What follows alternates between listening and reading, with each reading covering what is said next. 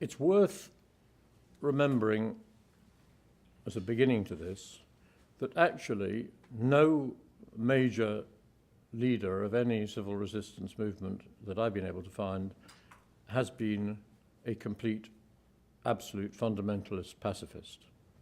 Not even Gandhi. Gandhi was very explicit that there were circumstances where force was justified and wrote articles to that effect. And he also believed, and it's a persistent theme of his writing, and it's obviously a worry in his mind, that the worst thing of all was cowardice, and that bravery, whether it assumed violent or non-violent forms, was preferable, always better than cowardice.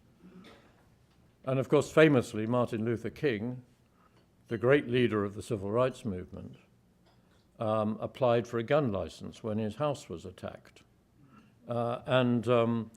More importantly, we'll come to this in a second, had other complex relations with the world of power.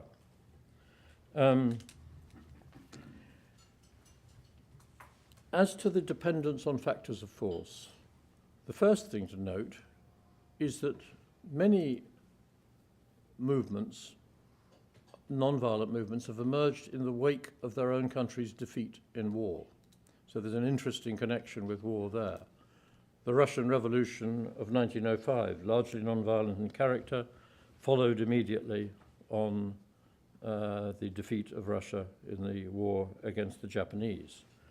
The Argentine uprising, as it were, civic uprising that led to the defeat of and the withdrawal of the Galtieri regime, followed the defeat of Argentina in the Falklands War. The Belgrade Revolution of the year 2000 followed 1 year after the NATO military campaign against Serbia. So there's an obvious connection there, that when a regime has been cut down to size, as it were, when its magic has been lost by a retreat as a result of war, it may be vulnerable to a civil uprising. And then there's another connection that has been very little noted in the literature, which is that for a non-violent movement to achieve its objectives, it may be very important that there is defended space nearby.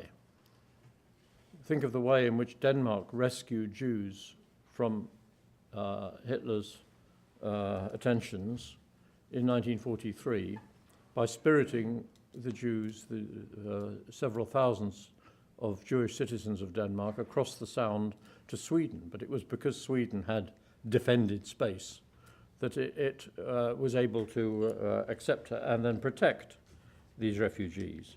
And think of the refugee movement from East Germany in 1989 that was absolutely crucial in the overthrow or the downfall of the wall and then the ending of the East German regime, none of which would have happened without this massive movement of refugees.